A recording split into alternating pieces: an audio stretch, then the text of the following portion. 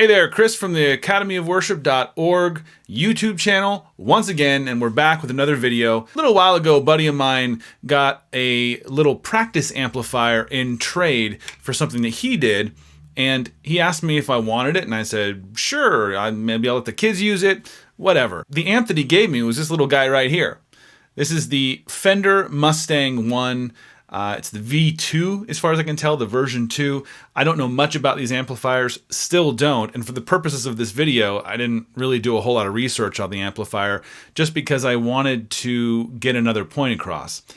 That point isn't a review of this amplifier or even similar amplifiers. The idea of this video is, can you make a cheap practice amp sound good? And if so, what does it take? What are some of the tips and tricks you can use?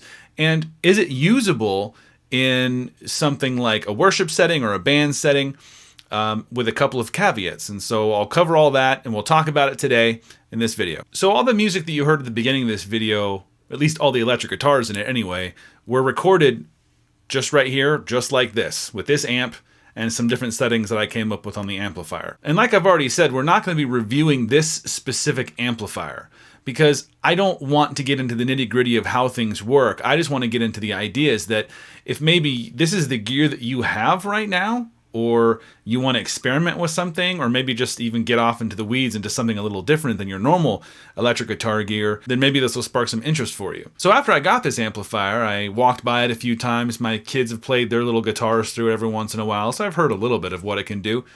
But I walked by it one day and I wondered, can that even sound good? And more so, can I use it in a setting with a band, or at least produce some music on it and get it to sound like an electric guitar and not some cheap boxy thing? Because this particular amp has like an 8-inch speaker in it. It's a Fender branded speaker as far as I know. It's a solid state amp, meaning it doesn't have any tubes. And it's got a bunch of presets and digital signal processing on it. So it's got like effects, reverbs, delays, tremolos, chorus, whatever, you name it, it's got it in there. And then it's got some amp models in it, so it can sound like a bunch of Fender amps, like a Bassman and Tweed, and then it has some other American or British style amplifiers in it. They don't name, of course, because it's Fender. And you have those models to work with, so you can kind of make it sound like a lot of different stuff. And I'll tell you right off the bat, I was shocked at how good it sounded right out of the gates. It had a lot of great usable tones, especially if all you're using it for is practice or just to warm up or whatever. But like I said before, I wanted to know if this thing could sound good in a music setting, or if it was even usable live maybe. So if you're the kind of person that either has one of these and you haven't ventured out and getting anything more complex, you may not need to. Is it usable live? So let's talk about it. So the first thing I wanted to do is get the bass tones of the amp and just kind of understand what it could do without all the effects and junk on it.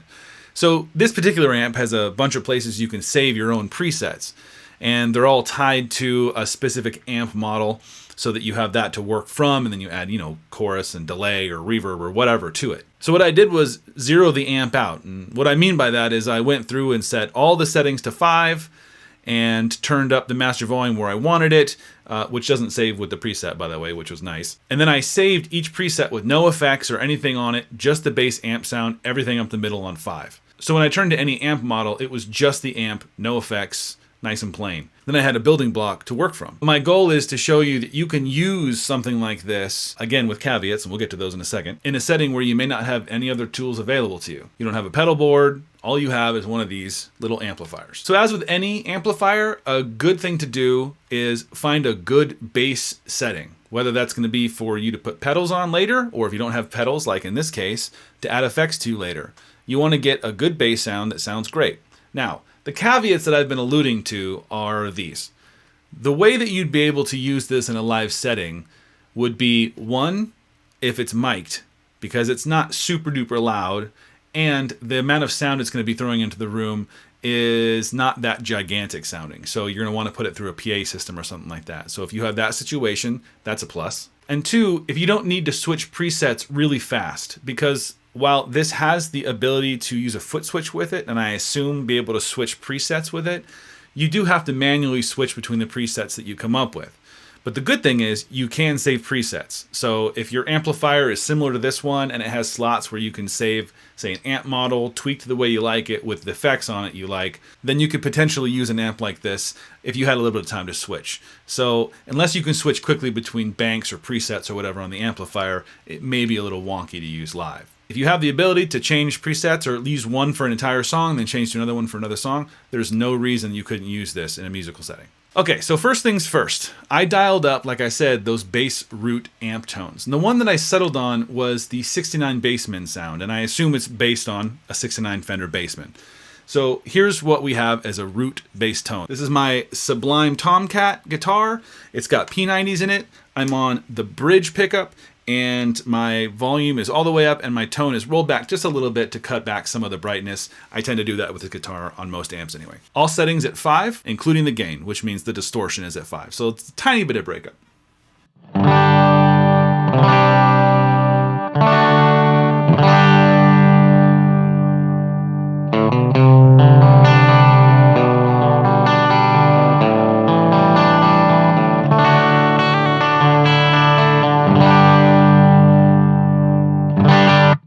That's not a bad sound at all. In fact, that's a great building block. I was shocked that it was that good right out of the gates. So with that as the root tone, you could do things like add delay.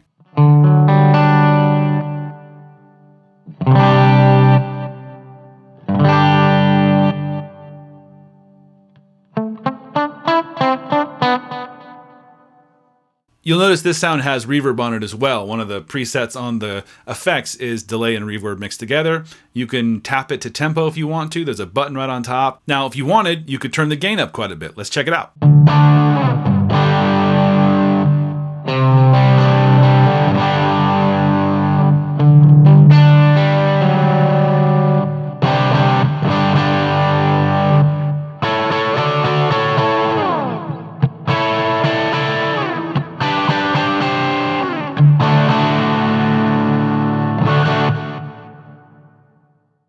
Not bad. And there's plenty more gain on tap. I think I have it up at like 7, 8 right now. So if you wanted more, you could. In most musical settings, that's going to get you by unless you're playing metal. And in that case, then just switch over to one of the more high gain modern amp models in there and you're good to go. You can add things like chorus and tremolo.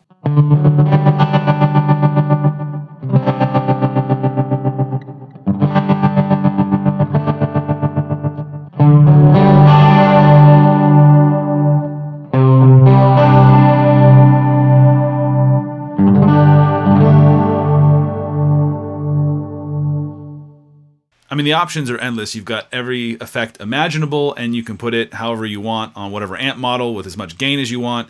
So really, there's no reason you couldn't use this with a mic and assuming that you don't have to switch things really fast in the middle of a song. What's my point to all this? My point isn't, oh, look at how great this particular amp is, or go out and buy a Fender Mustang 1. You can if you want to.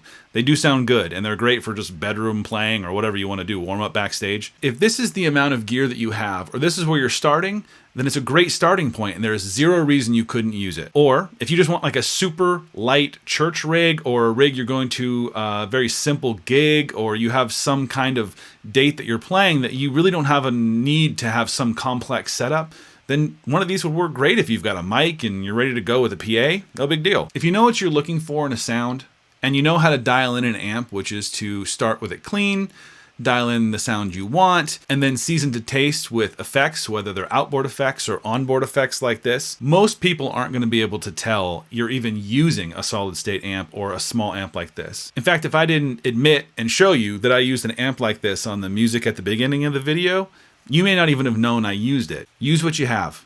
That's the takeaway lesson from this. So when I wondered if this amp could be used in a live situation or to record with and get decent tones out of for my guitar, it led me to this video and to explain to you once again that it's really not how expensive your gear is. It's not about the brand names. It's not about what someone's told you is the best. It's what you have, and it's how you use it. So do what I always say.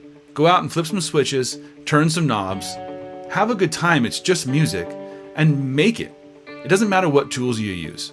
I hope this has been encouraging to you. I hope there's something in here you can use, or maybe you were inspired to do something that maybe you thought you couldn't do, or maybe even use some gear that you didn't think you were ever going to use. If you enjoy content like this, I encourage you to subscribe to the channel so you can always see the new stuff that we put out. And if you like this video, please give it a thumbs up. And I'd love to hear from you guys in the comments below. Did you like what you heard? Is there a piece of equipment in your life that you'd love to start using that maybe you've been embarrassed to use? Or are you a beginner and this is kind of where you're at right now with one of these kind of amps? And lastly, don't be afraid to share these videos with those in your life that may benefit from them. That's why I make them, because I want to encourage you and those around you and others to get out there and make music and to use what you have, understand why you're doing what you're doing, and enjoy doing it. Until the next one, I'm Chris with academyofworship.org. See you in the next one.